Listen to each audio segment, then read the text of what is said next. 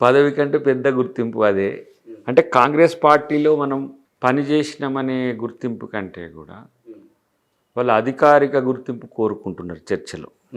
So దానికే నేను time ఉంది ఒక 2-3 మంత్స్ అని చెప్పింది. అది ముందు అందుకనే దాన్ని ఓపెన్ చేసింది. ఒకటేంటంటే సహజంగా పని చేయడం వేరు, ప్రజల్లో ఉండడం వేరు, తర్వాత ప్రచారంలో ఉండడం ఇంకో ఎత్తు. ప్రచారంలో అంటే నేను ఎప్పుడు మీడియాలో ఉంటాను కాబట్టి ఎప్పుడు నా మీద చర్చ ఉంటుంది.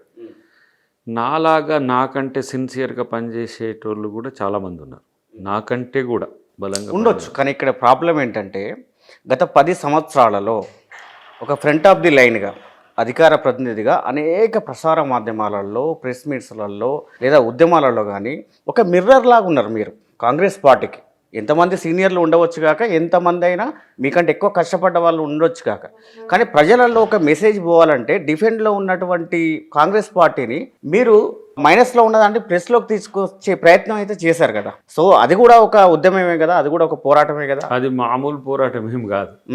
ఇప్పుడు చాలామంది కాంగ్రెస్ పార్టీ ఫ్లోరిష్గా ఉన్నప్పుడు ఫ్లోర్ మీద వచ్చి అవకాశాల కొరకు వెంపర్లాడుతున్నారు. కానీ ఒక రోజున కాంగ్రెస్ పార్టీ గురించి మాట్లాడాలంటే కూడా కాంగ్రెస్ పార్టీ కూడా ఇంకా అధికారంలోకి వచ్చే అవకాశం ఉందా, ఇట్లా మాట్లాడిన వాళ్ళు కూడా ఉన్నారు మా పార్టీలో. నాకు కాంగ్రెస్ పార్టీ రాష్ట్రంలో అనే పరిస్థితి కూడా పరిస్థితి ఉండే. రెండవది ఏంటంటే నేను కాంగ్రెస్ పార్టీకి వచ్చింది కాంగ్రెస్ పార్టీ కోసం. ఎందుకంటే అది ఆ పార్టీ త్యాగం చేసి తెలంగాణ ఇచ్చింది, అందరు కూడా వ్యతిరేకించినప్పుడు. నేను అప్పుడు జాయింట్ యాక్షన్ కమిటీలో అధికార ప్రతినిధిగా ఉంటుంది. సోనియా గాంధీ గారు, పార్టీ పెద్దలందరూ కూడా ఇన్వైట్ చేసిన అప్పుడు దిగ్విజయ్ సింగ్ గారు ఇన్ఛార్జ్ ఉండే.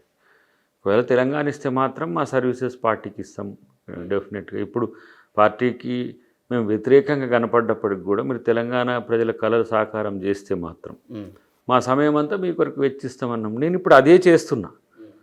ఒక రోజున అధికార ప్రతినిధిగా ఎవరు మాట్లాడినప్పుడు మాట్లాడవచ్చు, ఒక రోజున పోటీ చేసి ఓడిపోయినాక కూడా ఏ విధంగా పార్టీకి కన్విక్టెడ్గా పనిచేయాలని ఉండొచ్చు. ఒకసారి అధికారంకి వచ్చేటప్పుడు అవకాశం రాకపోయినా సరే నేను పార్టీ కొరకు కమిటెడ్గా పనిచేసే. కానీ ఒక విషయం చెప్పండి, ఇక్కడ మీరు చేసేది సామాజిక సేవ కాదు. మీరు సంస్థను స్థాపించి సామాజికంగా ఏదో వృద్ధులకు, వితంతులకు, పిల్లలకు చేసే సంస్థ మీరు ఏం నడిపించట్లేదు. మీరు ఒక పార్టీలోకి వచ్చారు అంటే, ఒక రాజకీయ రంగంలోకి వచ్చారు అంటే మీరు ప్రజాసేవ చేయాలనుకుంటే ఖచ్చితంగా ఆ పదవి ద్వారా మరింత ప్రజలకు సేవ చేయడానికే మీరు వచ్చారు. ఇది అవునన్నా కాదన్నా ఇది వాస్తవం. ఆ కోణంలో మీరు ఎందుకని ఇంకా ఆలోచన కానీ లేకపోతే ఆ యొక్క నా ఆలోచన అయితే పని చేయడం, పదవి నేను తెచ్చుకునేదో నేను ఇచ్చేదో అయితే నేను ఎప్పుడో తెచ్చుకుంటుంటే. ఇవ్వడానికి వ్యతిరేకము కూడా ఇప్పుడు లేరు. అడ్డు ఉన్నది అని అంటే గతంలో ఉన్నట్టుగానైతే సమాచారం ఉంది. ఎప్పటి వరకు అడ్డుకొని అండి, గతంలో ఎవరు అసలు ఎవరు నాకు తెలుస్తలేదు.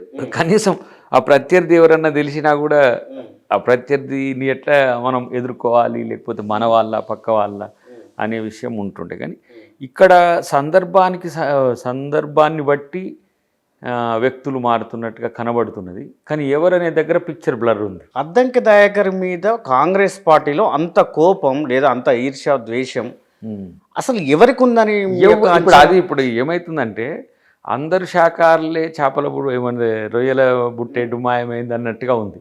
కానీ నేను వ్యక్తిగతంగా దీనికోసం పర్టికులర్గా ఇప్పుడు ఆ రోజున పార్టీ పిలిచింది, నాకేం ఎమ్మెల్యే సీట్ ఇస్తా అని పిలవలే. మీరు వచ్చి జాయిన్ కాండి, పార్టీలో మీకు అవకాశం కల్పిస్తున్నారు. సోనియా గాంధీ గారు ఆ రోజు మళ్ళీ ఎమ్మెల్యే టికెట్ ఇచ్చిండ్రు, కంటెస్ట్ చేసినాం, అప్పుడు మార్జిన్లో పోయింది. Second time of course gambling is there. Third టైంకి వచ్చే వరకు దయాకర్ ఎదిగిండా, దయాకర్ ఎవరికైనా సమస్య అయిందా అని నేను చూసినా. కానీ ఎవరిని చూసినా కూడా నాకేమి మనమేం ప్రత్యర్థుల లెక్కన శత్రువుల లెక్కనే కనబడలేదు. బట్ నా అడ్వకసీలో నేను ఫెయిల్ అయినా అంటే మేబీ నేను పని చేయడంలో ఉన్నంత ఏమంటాం చొరవ నా పదవుల కోసం పోరాడడంలో ఉండదు. ఉద్యమాల నుంచి వచ్చిన అద్దంకి దయాకర్కు రాజకీయాలు ఉండబట్టలేదా అంటే ఏం చెప్తారు? రాజకీయాలు మనకంటే ఇప్పుడు ఎక్కువ అవగాహన పెంచుకుంటున్నది ఎవరు బ్రదర్? జాతీయ అంతర్జాతీయ రాజకీయాలు అంశాలపైన వేరు, రాజకీయాలు వేరు. మీ ఎత్తుగడల్లో ఒక తరహా ఉందనుకోండి, నా ఎత్తుగడ ఎప్పుడు కూడా నా కోసమని నేను వెంపర్లాడేది ఉండదు. నాకు వచ్చే అవకాశాన్ని పార్టీ గుర్తిస్తుందని ఆలోచనతో ఉండేటోడిని. ఒకవేళ ఇస్తే సంతోషపడేటోడిని, ఇవ్వకపోతే పని చేసేటోడిని తప్పితే నాకు ఇది కావాలి అని చెప్పి ఫోర్స్ చేయడమో, ఏదో మోసాలు చేయడమో, క్రాస్ చీప్ టాక్టిక్స్ చేయడమో, అది నా వల్ల అయ్యే పని కాదు. ఇప్పుడు నేను దీంట్లో మీకు తర్వాత ఆఫ్ ది రికార్డులో చూపిస్తే ఎంతమంది నేను కన్విన్స్ చేయాల్సి వస్తుంది పిల్లల్ని. గతంలో వ్యక్తిగా మీరు ఎటువంటి పదవి అర్జెంటుగా కావాలని కోరుకోకపోవచ్చు, కానీ మీరు 2 సార్లు ఎమ్మెల్యేగా పోటీ చేశారు. మీకంటూ శ్రేణులు ఉంటారు, కార్యకర్తలు ఉంటారు, ఒక దిగువ స్థాయి క్షేత్రస్థాయిలో నాయకులు ఉంటారు, మిమ్మల్ని అభిమానించే వాళ్ళు ఉంటారు.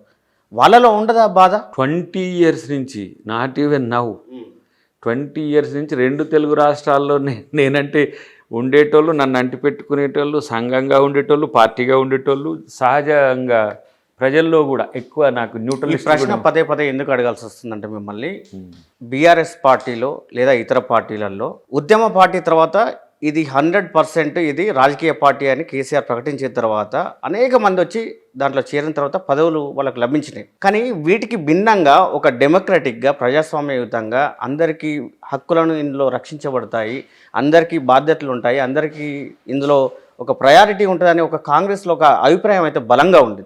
ఆ బలంగా ఉన్నటువంటి ఆ వాదన ఉన్నటువంటి కాంగ్రెస్ పార్టీ కూడా ఇలా విస్మరిస్తుంది కష్టపడ్డ నాయకులు అనేది ఇక్కడ చర్చ. పార్టీ విస్మరిస్తుందా అనే దాని దగ్గర నాకు క్వశ్చనబుల్లే. పార్టీ విస్మరించదు. ఇప్పుడు నష్టపోతే ఇంతకంటే మెరుగైన అవకాశం కూడా ఇవ్వడానికి వెనుకడిగేయదు.